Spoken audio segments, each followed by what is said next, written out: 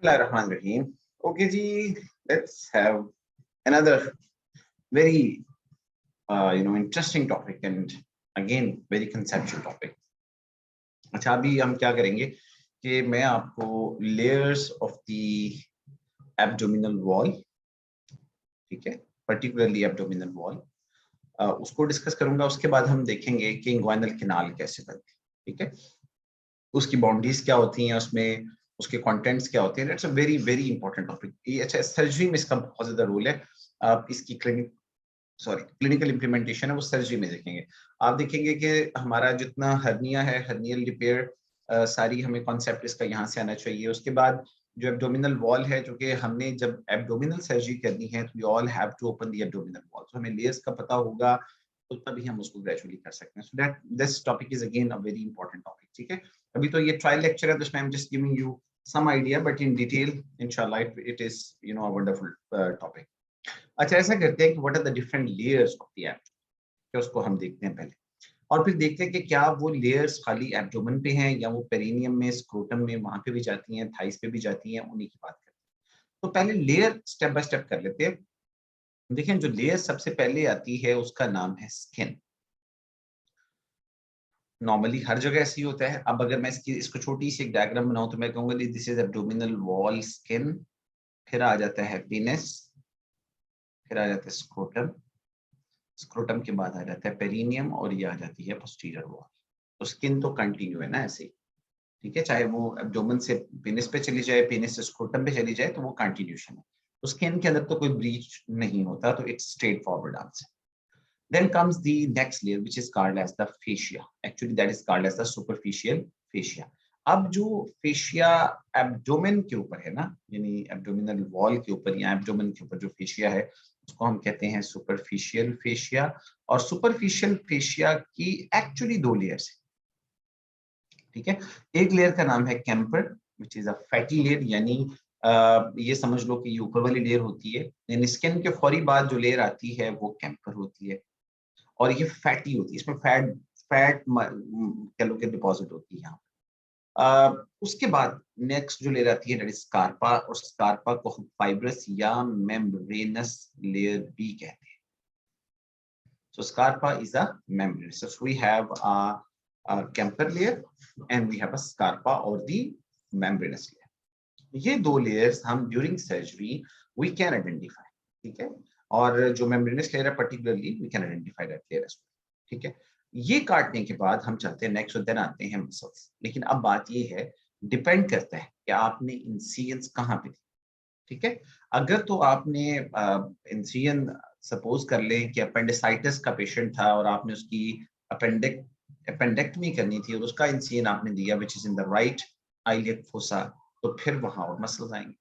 अगर आपने incision mid line में बिल्कुल सेंटर में दिया तो वहां कोई मसल भी नहीं आएगा.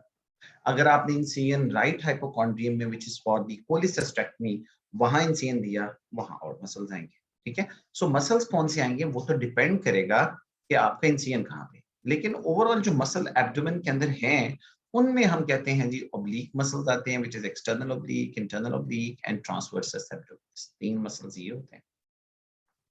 ये मसल्स सेंटर में हैं और साइडों पे हैं. जो बिल्कुल मिड लाइन के पास मसल होता है, सेंटर के पास मसल जो होता है उसे रेक्टस एब्डोमिनस कहते हैं. रेक्टस एब्डोमिनस, ठीक है. तो अगर मैं इनको थोड़ा सा आपको ड्रॉ करके बताऊं तो मैं ये कहूंगा कि अरेंजमेंट ऑफ मसल्स में थोड़ी समझा देता हूं. तो सपोज कर लेते हैं कि मैं आपसे कहता हूं कि यहाँ पर this is the right this is like, let's say,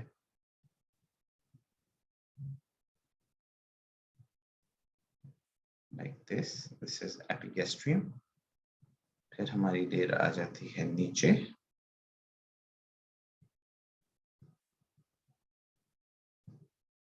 here, then comes the another one here.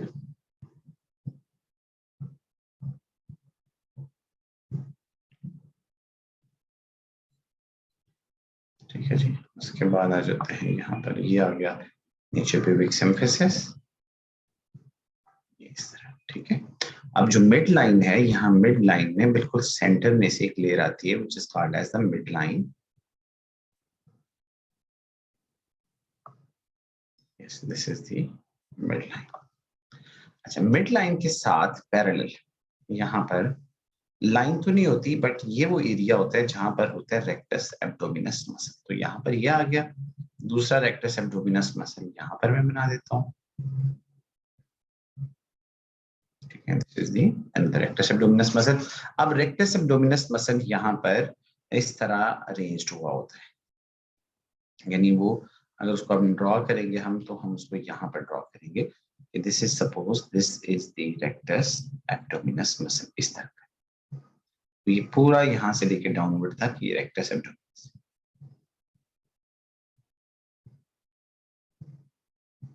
ठीक है। अच्छा, इधर भी ऐसे ही होगा, इसके फाइबर अपोजिट डायरेक्शन में होंगे तो बिल्कुल ऐसे ही।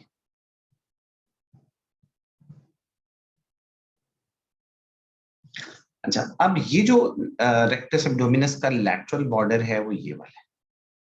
This is the lateral border of rectus abdominis, और इसका एक लाइन है, इस लाइन का एक नाम है बकायदा, lateral border of rectus abdominis muscle. इसका नाम है दैट इज कॉल्ड लीनिया सेमिलुनैरिस। सेमिलुनैरिस, ठीक है, वो ये। उसके बाद अब यहाँ पर होता ये है कि ये जो लैटरल साइड है यहाँ पे होते हैं ऑब्लिक मसल्स। तो अगर मैं उनको ड्रॉ करूं तो मैं इस तरह कहूंगा कि यहाँ से जब ऑब्लिक मसल स्टार्ट होते हैं तो वो रेक्टस के ऊपर भी चढ़ जाते हैं। यानी होता इस तरह है कि ये ऑब्लिक मसल है, सपोज करो एक्सटर्नल ऑब्लिक, तो एक्सटर्नल ऑब्लिक यहाँ तक तो उसका उसके मसल फाइबर होते हैं एक्सटर्नल ऑब्लिक के, सपोज यहाँ तक। और जो रेक्टस के ऊपर जाते हैं ना, तो इस एक्सटर्नल ऑब्लिक मसल की एक्चुअली टेंडन या एपोन्यूरोसिस आप उसको कह सकते हैं, वो होती है। तो ये, तो यानी अगर आपने एक्सटर्नल ऑब्लिक, अगर आपने रेक्टस एब्डोमिनस मसल तक पहुंचना है तो आपको एक्सटर्नल ऑब्लिक मसल की एपोन्यूरोसिस को काट के साइड पे करना पड़ेगा। Only then you will be able to reach the rectus muscle. Important. अच्छा, अब खाली ये तो मैंने एक्सटर्नल ऑब्लिक बनाया, यहाँ तो इंटरनल ऑब्लिक भी है। तो अगर हम इंटरनल ऑब्लिक को भी यहाँ ड्रॉ करें तो उसकी भी सेम स्टोरी है। इंटरनल ऑब्लिक के फाइबर इधर से तो फाइबर्स ही हैं सारे, और वो भी इस तरह आके चढ़ जाएगा इसके ऊपर। सो अब आपने खुद ही बताना है मुझे कि जो रेक्टस मसल है, रेक्टस एब्डोमिनस, इसके ऊपर दो मसल्स की कवरिंग्स है या टेंडन्स है या एपोन्यूरोसिस है। तो आप कहेंगे जी इसके ऊपर एक्सटर्नल ऑब्लिक की एपोन्यूरोसिस भी है और इसके ऊपर इंटरनल ऑब्लिक मसल की एपोन्यूरोसिस भी। अब वो जो एपोन्यूरोसिस होती है ना, वो इस तरह मिलके शीट बन जाती है। मेरा हाथ ही समझ लो, एक ये मसल है, ये मसल है, वो आपस में शीट ऐसे जुड़ जाती है इनकी टेंडन्स, और इन्होंने रेक्टस मसल के ऊपर, बल्कि कुछ लेयर पीछे चली जाती हैं, कुछ आगे आ जाती है, तो rectus muscle actually in tendons के दरमियान आ जाते हैं। ठीक है।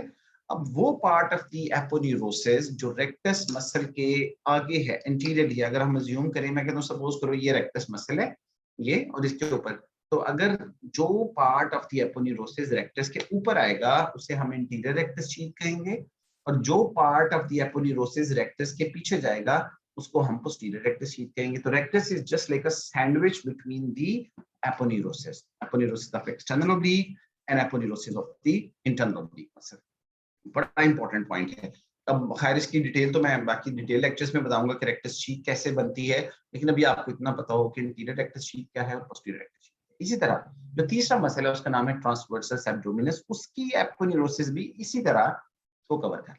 ठीक है। अब देखो जो मैं बात कर रहा था कि लेयर्स की, तो एक तो इस तरह ये कवरिंग बनती है। अब अगर आपका इंसिजन इस जगह पे है, सपोज किसी भी सर्जरी के लिए, तो फिर तो आप सिर्फ और सिर्फ एक्सटर्नल ओब्लिक, इंटरनल ओब्लिक या ट्रांसवर्सस एब्डोमिनस मसल के फाइबर्स को काटोगे, आप रेक्टस को नहीं काटोगे। लेकिन अगर आपका इंसिजन इस तरह का है कि यहाँ से शुरू होता है यहाँ तक जाता है, तो इस इंसिजन में आप एक्सटर्नल ओब्लिक, इंटरनल ओब्लिक भी काटोगे। आप एपोन्यूरोसिस जो कि हमने रेक्टस शीथ कहा था over the rectus muscle anteriorly, वो भी काटोगे। आप रेक्टस मसल भी काटोगे, फिर आप आगे जाओगे। इस तरह अगर आपका इंसिजन इस तरह है, जो कि नॉर्मली सी सेक्शन के अंदर जब हम यूज करते हैं होता है इस तरह सेक्शन करने में, उसमें आप देख लो खुद ही रेक्टस मसल कटते हैं कि नहीं कटते। ठीक है। So that's why the importance of knowing कि रेक्टस मसल एक्चुअली या बाकी जो एब्डोमिनल मसल्स हैं किस तरह लोकेटेड हैं, वो आपको सर्जरी में डेफिनेटली हेल्प करेगा। सो अगर आपको ये नहीं आता तो आप जनरल सर्जरी नहीं पढ़ सकते। तो ये था जी लेयर्स ऑफ द एब्डोमेन के बारे में। अब इसमें अब हमने मसल्स की जब बात कर ली, बुक पे चलते हैं, नहीं वापस देखते हैं। तो मसल्स के अंदर उन्होंने बता दिया आपको कि जो ओब्लीक मसल्स हैं वो मैंने आपको समझा दिए सारा। इन्होंने यहाँ पर रेक्टस का जिक्र नहीं किया हुआ, वो सारा मिड लाइन के पास होता है। जब ये मसल्स खत्म हो जाते हैं तो उनके बाद एक फेशिया आता है, उस फेशिया का नाम है फेशिया ट्रांसवर्सालिस। ये ट्रांसवर्सालिस फेशिया, इस फेशिया के बाद आ जाती है एक्स्ट्रा पेरिटोनियल फैट या उसको एक्स्ट्रा पेरिटोनियल कनेक्टिव टिश्यू कहा जाता है। और उसके बाद आ जाती है हमारे पास एक जिसे हम कहते हैं पेराइटल पेरिटोनियम। ठीक है, पेराइटल पेरिटोनियम के बाद कैविटी होती है और कैविटी के बाद ऑर्गन्स, और ऑर्गन्स के ऊपर जो कवरिंग होती है that is called as the visceral peritoneum. ठीक हो गया। So that's important. अब देखते हैं कि ये जो सुपरफिशियल फेशिया की दो लेयर्स थी उसमें एक कैंपर था। तो कैंपर को कहा जाता है कि mister Camper is fatty. Just to memorise, Camper is fatty, ठीक है, and Scarpa is membranous layer. तो जो कैंपर लेयर है, फैटी लेयर है, ये आउटर लेयर है, ये सबक्यूटेनियस लेयर है, इसमें फैट होती है, हमने डिस्कस कर लिए। अब अगला सवाल ये है कि क्या ये जो फैटी लेयर या कैंपर था, जिस तरह हमने कहा कि स्किन आती है, स्किन इस तरह पिनाइल ऑर्गन पे भी चली जाती है, पीनस पे, फिर स्क्रोटम पे भी आ जाती है, तो क्या ये लेयर भी इस तरह होती है? अब ये क्या स्टोरी? हम कहते हैं कि जो कैंपर है वो एब्डोमिनल वॉल पे तो होती है, उसके बाद पीनस के ऊपर इसकी सुपरफिशियल लेयर्स बनती है जस्ट स्किन के नीचे। ठीक है, क्या ये स्क्रोटम पे होती है कि नहीं होती? जी, तो स्क्रोटम के ऊपर भी हम कहते हैं कि superficial layer of the scrotum बनाती है, और इधर आके ये सुपरफिशियल पेरिनियल फेशिया बनाती है। सुपरफिशियल पेरिनियल फेशिया, सो इसका मतलब है कि ऑलमोस्ट हर जगह चली जाती है और सुपरफिशियल जो है ना लेयर्स हैं वो बना देती है। कुछ बुक्स में लिखा है कि स्क्रोटम में नहीं होती, कुछ बुक्स में लिखा होती है, बट ये इतना इंपॉर्टेंट नहीं। हमारे पास ज्यादा इंपॉर्टेंट है स्कार्पा। स्कार्पा को हमने कहा था मेम्ब्रेनस लेयर। जब इसको देखा जाता है तो ये पेरिनियम के ऊपर, यानी जब यहाँ पर मैं कहूंगा स्कार्पा, तो इसका नाम स्कार्पा का चेंज हो जाएगा। कलर चेंज करता हूँ, ब्लू इज स्कार्पा। तो आप देखिएगा कि ब्लू यहाँ पर एब्डोमेन के आगे भी है, सॉरी, ब्लू यहाँ पर एब्डोमिनल वॉल के आगे भी है और पेरिनियम के आगे भी है। तो इसी लेयर को, जो कि स्कार्पा लेयर थी ब्लू वाली, जब पेरिनियम पे आती है तो इसका नाम चेंज हो जाता है, विच इज कॉल्ड कोलिस फेशिया। जब यही लेयर स्क्रोटम पे आती है, स्क्रोटम पे आती है, इसका नाम चेंज हो जाता है, no we call it dartos fascia. ठीक है, जब यही लेयर पीनस पे जाती है we call it superficial fascia of the penis, और अगर फीमेल है तो superficial fascia of the clitoris. ये इंपॉर्टेंट है। स्कार्पा कहाँ पे जाएगा तो उसके नाम बदलते जाएंगे। ठीक है, तो ये इस तरह आपने लेयर्स को याद रखना है, ये हमारा पहला स्टेप था। अब बात ये है कि ये जो डिफरेंट मसल्स हैं जिसके अंदर हम बात कर लेते हैं कि external oblique, internal oblique, transversus, ये सारे मसल्स, इन तरह आप डायग्राम में देखें और फिर थोड़ा सा डिस्कस करते हैं। डायग्राम बड़ी इंपॉर्टेंट डायग्राम है, इसी के ऊपर हम जाके थोड़ी सी बात करते हैं। तो देखो, अब ये यही डायग्राम आपको कॉन्सेप्ट ऑफ दी जो इंग्वाइनल कैनाल है वो बनाए। तो आप एक्चुअली यहाँ नोट करो, अगर आप दिखने में यहाँ पे पता चल ही रहा है कि यहाँ से एक कैनाल शुरू हो रही है, ये ऐसे करके मसल्स के अंदर से गुजरते गुजरते यहाँ तक आके खत्म हो रही है। ठीक है, लाइक दिस। अब ये जो कैनाल है ना, बेसिकली ये मसल्स के अंदर रास्ता बना हुआ है। तो हम कहते हैं नहीं, wall with in the wall. तो ये जो जैसे चाइना में हम देखते हैं कि जी Great Wall of the China है, तो उसके अंदर रास्ते बने हुए, उसके अंदर भी रास्ता है, सो उसको हम कहते हैं wall with in the wall. तो बिल्कुल ऐसे ही यहाँ पर एब्डोमिनल वॉल है, उस एब्डोमिनल वॉल के अंदर बेसिकली ये कैनाल बनी है, which is called as the inguinal canal. अब इस इंग्वाइनल कैनाल को देखा जाए तो उसके दो रिंग्स हैं। एक तो हमारे पास जहां से ये स्ट्रक्चर्स बाहर आ रहे हैं, उस ये वो रिंग, वो ये रिंग है। ठीक है, बल्कि ये तो खैर ये उन्होंने मेरा ख्याल, हाँ ठीक है यही रिंग है, ठीक है, एक्सटर्नल ऑब्लिक के ऊपर ये उन्होंने बल्कि ड्रॉ किया हुआ है। So they have made this ring, you can see here, this is called as superficial inguinal ring. तो आपसे एमसीक्यू पूछते हैं कि सुपरफिशियल इंग्वाइनल रिंग किस स्ट्रक्चर में है? तो बेसिकली तो सुपरफिशियल इंग्वाइनल रिंग एक्सटर्नल ऑब्लिक मसल के अंदर एक ओपनिंग है, उसको सुपरफिशियल इंग्वाइनल रिंग है। फिर पूछते हैं where is the deep ring? Where is the deep ring? So this is the deep ring. अब ये भी बात आएगी कि डीप रिंग किसके अंदर है? आंसर इज फेशिया ट्रांसवर्सालिस, दूसरा पैटर्न जी। सुपरफिशियल रिंग किधर है? Deep ring. उसके बाद जब डीप रिंग से ये स्ट्रक्चर्स नीचे आते हैं तो ये देखिए ये एक मसल है which is called as the transversus abdominis. इस मसल ने क्या किया है? इस स्ट्रक्चर को रास्ता दे दिया है bye lifting the fibres like this. इन्हें हम कहते हैं arching fibre, like an arch. यही काम इंटरनल ओब्लिक जो मसल है उसने भी किया। उसने भी कहा कि जी आप आर्चिंग फाइबर। दो मसल्स ने रिंग बनाए हैं, जबकि एक्सटर्नल ओब्लिक ने और फेशिया ट्रांसवर्सालिस ने रिंग्स बनाए हैं। और दो मसल जो दरमियान में हैं जिसमें ट्रांसवर्सस एब्डोमिनस है और इंटरनल ओब्लिक मसल है, इन दोनों ने आर्चिंग फाइबर्स दिए हैं, तो ये कैनाल एक रास्ता है। अब ये कैनाल है किस लिए? ये कैनाल इसलिए है कि यहां से बेसिकली आना है टेस्टिस। उन्होंने यहां से इस कैनाल से गुजरना है, गुजरने के बाद यहाँ डिसेंड होना है और डिसेंड होके स्क्रोटम के।